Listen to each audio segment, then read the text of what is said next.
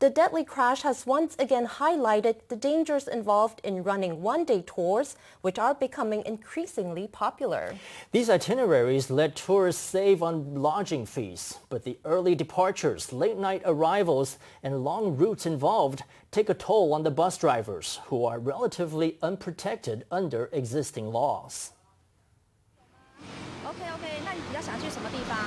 Ms. Zhang, who has worked as a tour guide in Taiwan for 2 decades, was bombarded by early morning phone calls ahead of her planned departure with a tour group. In recent years, tourism firms have been pushing ever cheaper one-day tours like this one, letting travelers avoid accommodation expenses.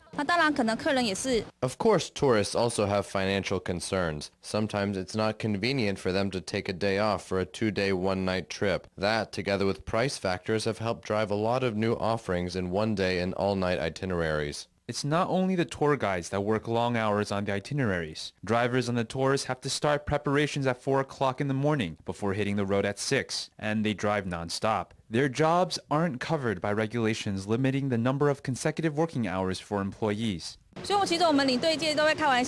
We tour guides have a joke that when we've been on the road for 4 hours, we'll tell our group that we're sorry, but it's been 4 hours and we have to rest for half an hour under the law. In contrast, long-distance tour bus drivers in Japan all switch off with a partner driver, while South Korea requires its tour bus drivers to take a day off after a long trip. In the EU, where buses are banned from driving for more than 14 hours straight, every tour bus is equipped with a system which lets authorities remotely monitor driving time together with engine conditions and gas consumption.